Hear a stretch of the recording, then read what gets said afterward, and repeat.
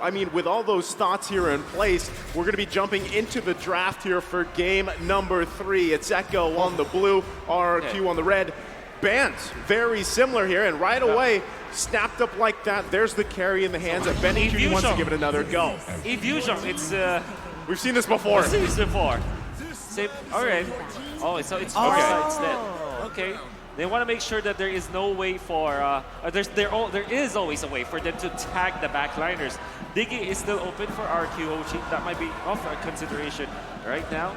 But what I like about both Lapu Lapu and Farsa is that no matter what marksman there is for RQ Hoshi, they have ways to reach the backlines, either through gap closing with the Lapu Lapu and a one-shot potential, or through a Farsa. Combine them together, no marksman is safe. This is going to be an interesting one because, again, this adjustment by making sure that you yourself have an artillery mage means that Sanji, even though he's going to be quote-unquote slower to get into the right position, the extra range that he gets from the Feathered Airstrike could make the difference if we see RQ locking in something like Diggy. But instead, they're going to go for the Beatrix this time around. They're prioritizing having lane control rather than lane dominance.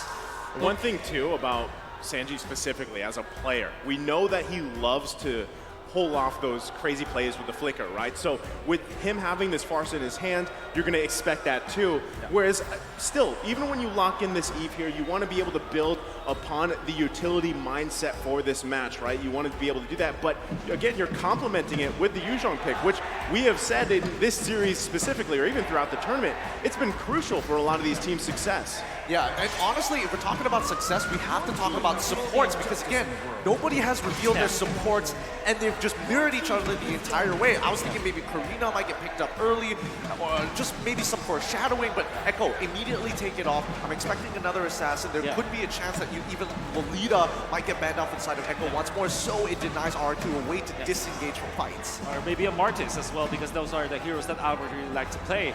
You kind of want to have a sustained hero here if you're RRQ. Hoshi, surely the Yuzhong will be eventually tanky, but you're gonna have to have a frontline so that both Eve as well as the Beatrix will have great positioning. That's also the reason why they ban out the Cho here, because they don't want Yaoi to have a hero that can go to the backlines. There's the Barrett's ban. Are we looking for a Ling pick for RQ? Yo, that's what I was thinking. I was thinking that RRQ are telling, yo, Cartesi, show up. You have a skin around you. We want an assassin. Well, I mean, let's take a look at the quote here, and that might be the story, right? Carl Teasy, I think we're the best team. I'm a team player right now, so I don't care about the stats or MVP. I've been there. He's been there, he's done that, right? Carl Teasy on the best jungler for M4. So even though that's the case, oh, good solid last ban, by the way. Diggy's taken out. There's the Grok. I mean, come on, Echo. Give it to him. Give it to your boy. So it's Atlas to go with, okay, are we seeing like Hayabusa or Link this time? Coming up from Echo. Come on. I'm so excited here. I can't wait to see Cartesi on an assassin. He showed up big time. He's been there, like the quote says, during M2. If he locks in Lancelot here and wins this game on his own skin, that is just, beautiful. Oh, it's the Akai. Oh, no. Okay. Well, he's kind of like a ninja, right? I mean, Akai, depending on what lore story or skin you lock in, right? So they lock it in. On the other side, though, Albert will be picking up the Hayabusa. And once again, it's the Dragon Warrior against Tai Lung once more. I mean, it's frustrating to see because I really wanted to see Cartesi bring it to RRQ in the assassin department against Albert of all people. But yeah, as the board says, he's such a team player. Yeah, I know. He did. He transitioned into that. On that point, right, that's what makes these teams so scary is because you've had either... A lot of the times it was the junglers carrying teams, right? But teams that either play for their jungler or their jungler plays for their team, that's a big thing here. So this is kind of a different, I guess, for a lot of people that have been following Carl Teasy specifically, they might want him to play assassins, but if this is what he feels like is the best for Echo's success, then that's what's gonna be played, right? So, but is it gonna be able to compare against Albert in the jungle on the Hayabusa? We've seen amazing things before, but let's load up into game number 3. It's 1-1 in the series. Who edges ahead here?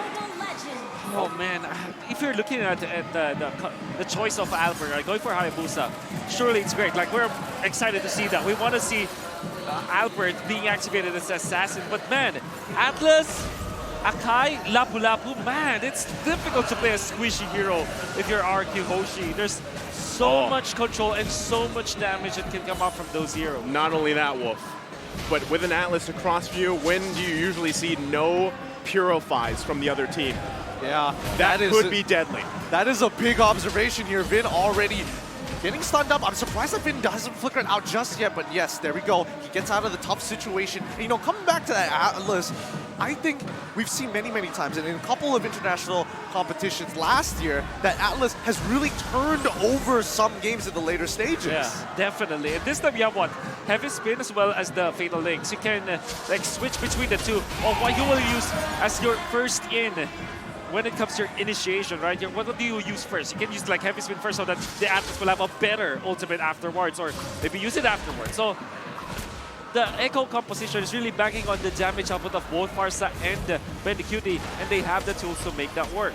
Well, I think on top of that, you know, if you are playing this Atlas, if Clay can find the Death Box positioning in the right moment at the right time, then you can use that to your advantage, right? You are now forcing Echo wherever they decide to respond and set up with the Fatal Links, then hey, you can go ahead and set up that box and hopefully profit off of that, especially with Brock here for Vin, right?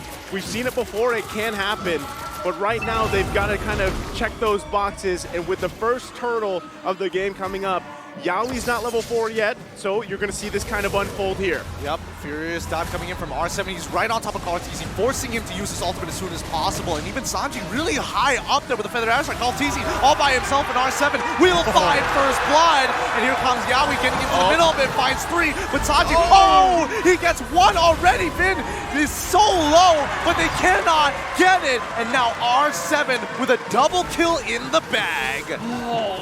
Great exchange from both teams. Echo starting with Sanford poking the Hayabusa, putting him low, forcing the Quad Shadow. But then again, Echo was forced to utilize Kaltizi's ultimate far too early. The reset was there for RRQ, and then of course damage coming up from Clay's ultimate afterwards. Fortunately for Echo, they have Yaoi's ultimate available there. He got level 4 just in time to pop the Flicker and the Fatal Links onto 3 members of RRQ. Then Sanji dealing the damage. In the end though, RRQ still gets the turtle. Wait, does he know? Yeah, I'm pretty sure you saw Yaoi actually walk between brush to brush here, but he's going to open it up, sees Vin, backs away. Skylar, once again, just needs to maintain control, but Benny QT has been doing such a good job. He's looking for the trade, and now he might get the solo kill. Almost secures it. One more auto attack would have procced and would have gotten the kill. Great response from Skylar there, not to go down. They don't want to give that advantage to either of these gold laners, right? They're going to be battling it out here.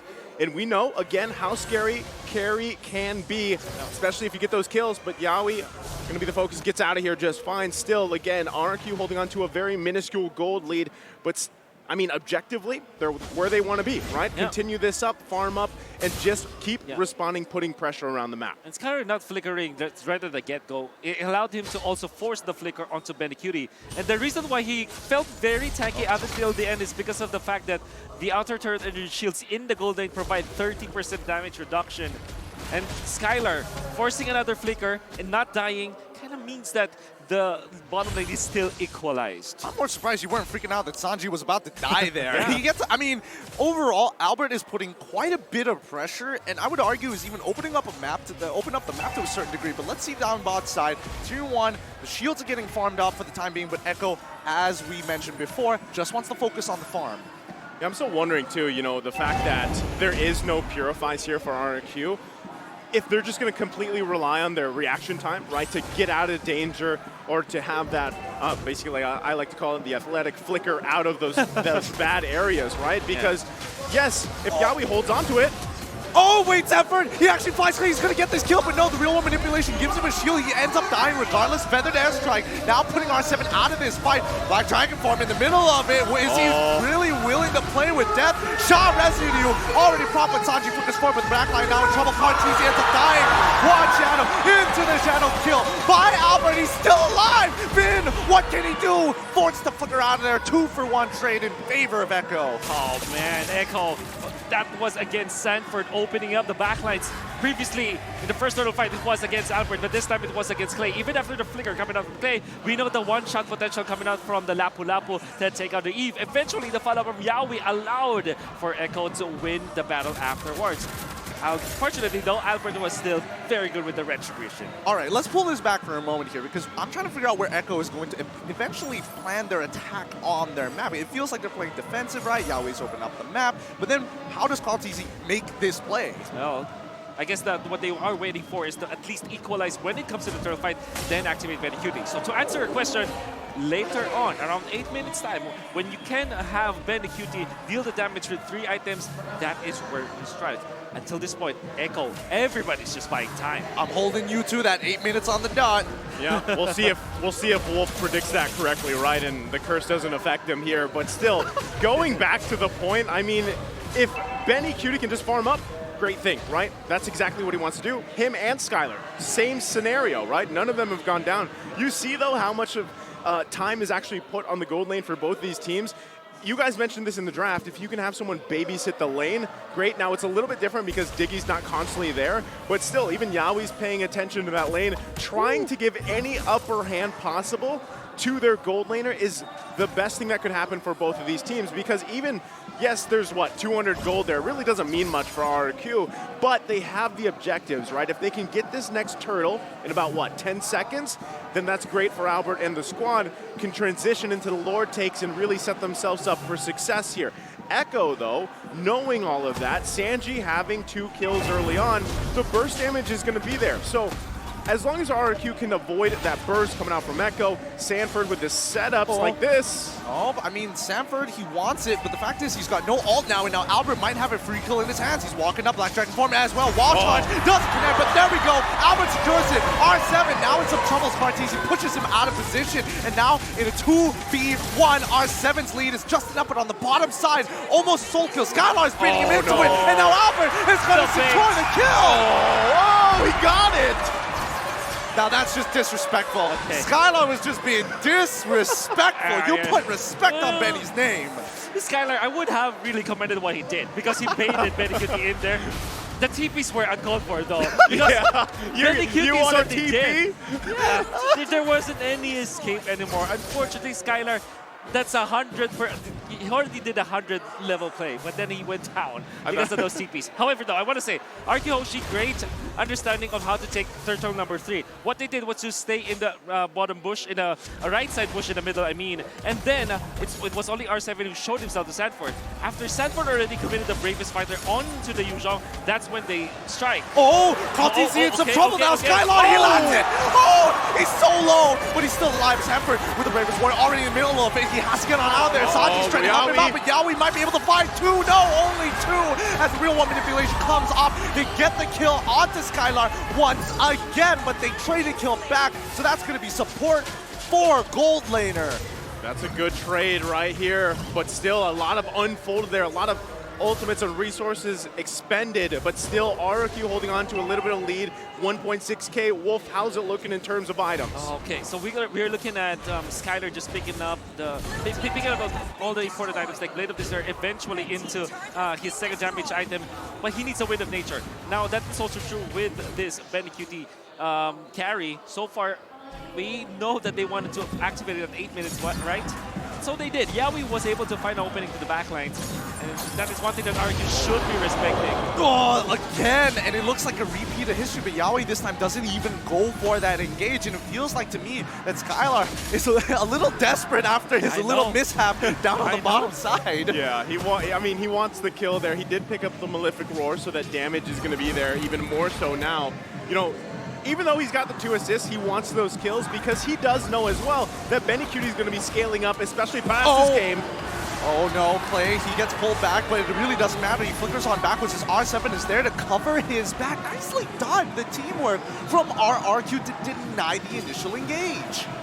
Great teamwork coming up for RRQ, like I said. And this means that they might have the better control of the first Lord of the game. What are they doing right now? What they should be doing right now is to control the lanes first before they engage onto the first Lord dance. So they're using Scatter up to the top lane, bottom lane already pushed out.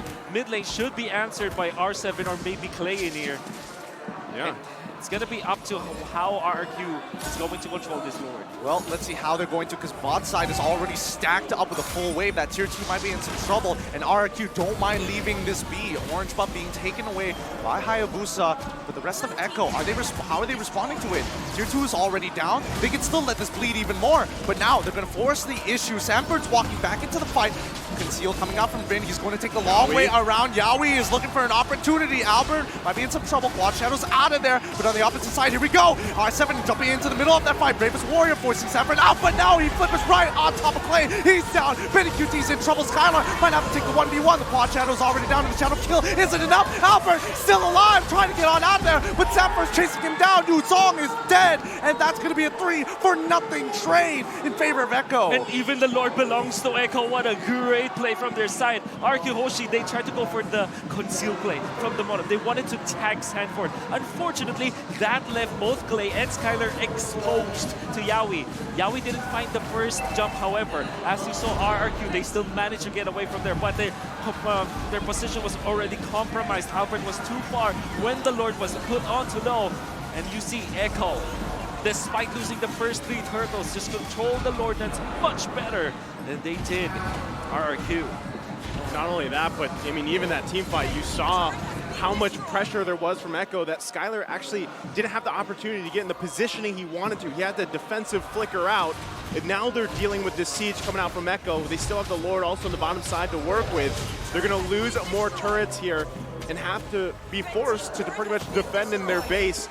Conceal play comes out, just getting a check here.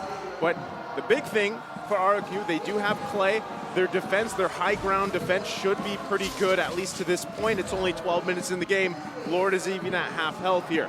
So let's see how this one plays out. Yep, Finn already using his conceal. He's in the middle bigger. of everybody. Oh, well, let's see. He finds one. And now the Feather Airstrike in combination. Petrify onto Benny QT. R7 trying his best. He's in the middle of the fight, but nobody can support him. Albert finds one. Contisi is dead. And now they're looking for a second as they find the Bravest Warrior next. And now with it all, Albert still lands it. But it's no! He hits that! Skylar! Absolute monster! Snipes it from halfway underneath the inhibitor turret! That deserves the Dave sheesh, because he has been waiting for that moment in this game. Skylar finally gets it, and that's a massive successful defense from RRQ. This word doesn't exist, but I'm gonna use it. So many sheeshable moments out there. As you saw Yaoi with a jump, right? You saw this as flicker, but look at that combination of Clay and Vin. Guardian's Barrier with a diamond-shaped box, and then eventually Skylar just sniping Benny Cutie. My goodness. That was clean. That's the word. Sheeshable. Good lord, oh man. I don't know, these Beatrix players are disgustingly good. Well, a little too good for my taste here. I want to go back to some of that basic stuff. I feel bad about myself now. Goodness. Well, I mean, at this point, they've turned it around. RRQ, they had to defend the high ground. They did. Yes, they lost a couple turrets, but they profited off of it, right? I mean, they have that defense. They get a couple members of Echo down, and now you can see that, right? With that swing, that pendulum swing, momentum in their favor, they just have to be cautious with the setups from Yaoi. That's the biggest thing here. The next Lord is going to be up. RRQ is in a good position to actually take this one, and Echo knows it. How about that? There's Sanji and Yaoi up top through a bush. You have to be careful about this, and RRQ doesn't have vision of that. Skylar already utilizing this this Renner. That's the make sure that they scout out additional members. And I think that the RRQ has a little bit of the same idea. They want to control the outside bushes, like the Lord Dance. Look at them. The Lord only has 2 heroes, and everybody's just dispersed. Look at that. They're waiting for that conceal play. They got Benny Cutie there on the top side. Carl TZ still going to bounce this Lord around here, keeping everyone, RRQ on the hunt. They're trying to figure out where the other members are. Lord half health, here comes the conceal. Yep, Yaoi's coming in. R7's already looking to engage Clay once again. Is this a repeat of history? No, they back off. Now the real one manipulation, wall charge as well. Already hitting 2, falling into Rena's apathy. It's all over now. As now they try to jump in. Sanford turns around, finds Skyline as well as Finn. They push through. Benny finds it again, taking out Clay, a triple kill, absolutely shredding through them, but now they're chasing them down. How many can they find? Echo is looking for as much value as possible, but R7 tries to turn it around, but it doesn't matter. Benny QT hasn't even used his Winds of Nature and flickers for it. 4-4-2 so far. Benny QT, the hurricane of Echo. You saw how it was activated in that fight. They utilized Yaoi as well as Sanji from topside with a concealed play, and it's almost a repeat of history. But then again, after Clay already utilized his ultimate, and then Albert is no longer a threat to the carry. That's when he was able to rise to the occasion. He found 3 members of RRQ, and the Lord Dance was perfect from Echo, especially because Call DC won the Retribution battle against Albert. My God, that was the disaster for RRQ Hoshi because of Benny QT's calamity.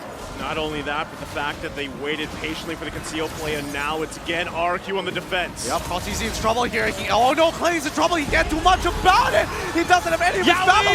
Now he finds it, and now they have a double kill. Sanford cleans it up. They're going to be ending this. Echo takes game number 3. GG, well played. Benny gets his eyes on the crystal, and he doesn't hold back. He goes right for it. Bring it, Echo. So 2-1 in the series. It's match point. Oh, what a game this is. What a game. It's such back and forth, like RRQ break even, then Echo break even, and then Echo finally put the killing blow in. It's a tug of war at that point, right? Everybody's holding on and equally giving the same amount of strike. But Echo found the opening, and once they found out RRQ's chick in the armor, when RRQ just let go of a little bit of the grip, they found the win in the tug of war.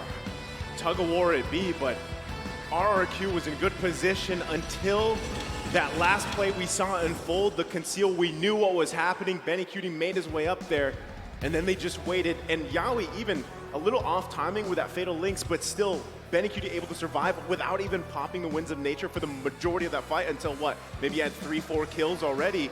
That is, I mean, that comes down to that micro decision in terms of team fight. No one got a hand on Benny, and you gotta contain the storm, man.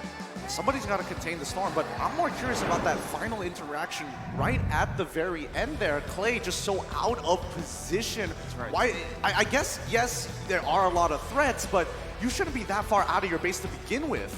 Well, what you wanted to do, if you're RRQ Hoshi, you want to get to the backline so that you will be able to attack Benny QT, but Echo kind of played it differently. They didn't allow that to happen. And what happens if most of your initiators just go into the enemy backlines, right? What happens is that you leave your backlines open because there's no one to peel for both Clay and Skylar. And that's exactly what happened. With the crafty plays coming in from Echo, they forced RRQ Hoshi to have a bad formation in the backlines that exposed Clay and allowed Benny QT to do the reverse. Honestly, when people are looking at the VODs for this game, just take note of Echo's pathing across the map, the way that they use their conceals. They're coming up with some really interesting flank angles, which didn't feel very, well, impactful at first, but then you saw the benefit of it and how out of position RRQ, especially at that particular angle towards the top side Lord Pit, nicely done. They do this often. I mean, this is something that Echo is known for, and teams have to be weary of because they're going to do it again, right? But before we have that game broken down by the boys on the analyst stand, we do have to mention TikTok Live Carnival, the Cheer Up for M4. Watch M4 matches on TikTok. Participate in Cheer Up for M4 activities by watching M4 matches on TikTok and using M4 exclusive customized gifts to cheer for the teams. There will be a chance to be on TV and win abundant gifts. So don't forget to join that. And there's even outside of the venue, if you guys are watching here, there's basically a carnival outside. Yeah. So we are going to be throwing this over to our analysts to have them break it down further. I'm sure they have a lot to say. Guys, take it away. Whoa, we have a series in our hand. Let's first talk about the R7 play, though. He was just on the Akai. I mean, what's going on? R7 versus Sanford. I think that's the key focus of last game. Yeah, let's talk about R7 first, right? Because him and Sanford were... No, for real. Him and Sanford were absolutely amazing, right? Enabling his team so much, but this time, Sanford actually got a matchup that he's comfortable with.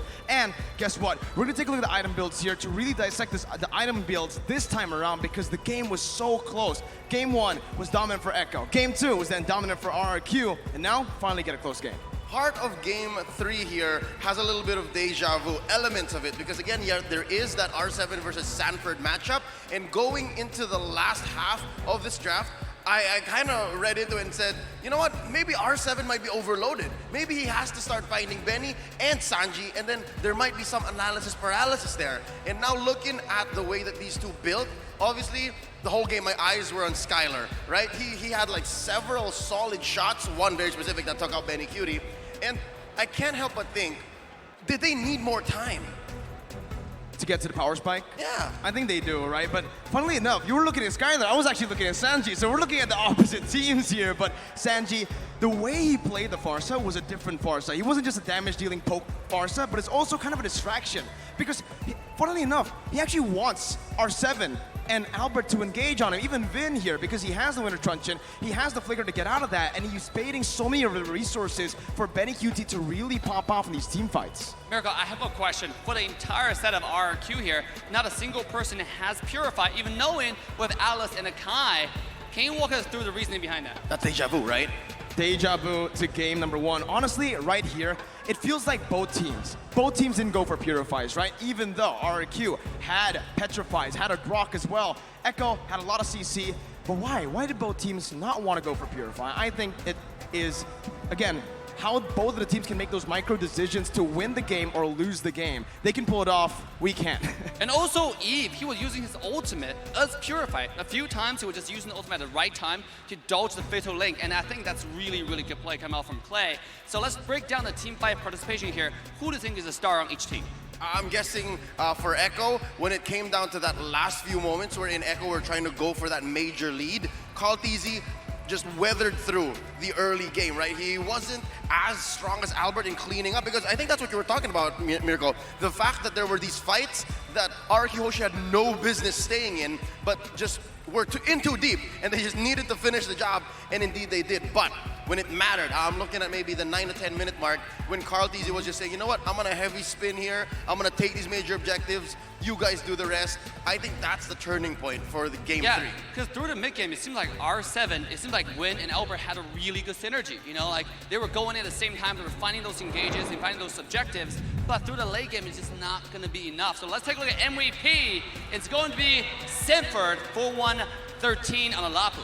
Speaking of Sanford, right, again, this man, I mean, take a look at the item builds here. He knows exactly what to go for. He knows that his healing, his sustainability is gonna win him the game, and in these team fights, especially against a Beatrix, a Yves as well, it's these drawn out team fights. He understands the assignment completely, the Oracle, plus the Bloodlust, and even the Queen's Wings to add more sustainability, and on top of that, he cancels out a lot of the regen coming in from the enemy team, the healing. But I do want to talk a little bit about the Purify as well. Why do both teams, you know, hate the Purify so much? We're not seeing it.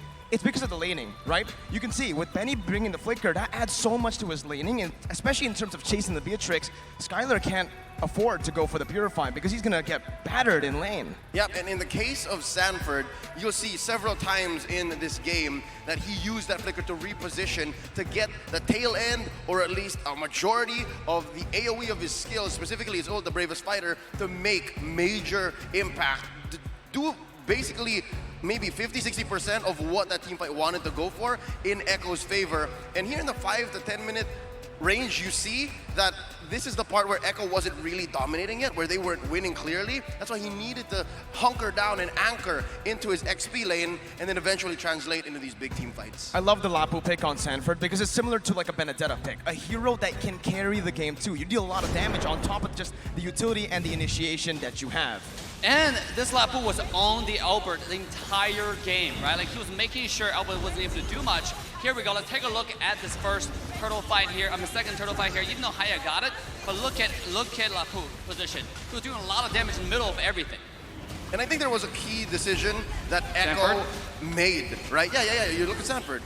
They weren't actively looking for the Hayabusa. They weren't looking for Albert because that's a lost cause. See, yeah, he's gonna be low, but you know that Sanford's gonna find him anyways because of the amount of damage and CC you have on that hero. So again, here at the 15-minute mark, it's clear that RRQ got split up because of, again, a small advantage in positioning that Echo have, which now puts them at match point. I gotta give it to Benny though, massive shout out. Even though Sanford was the MVP here in the end, Benny did so much, and the way he's positioning himself isn't like a normal gold laner. He actually is going to be, he's comfortable flickering forward, playing in front.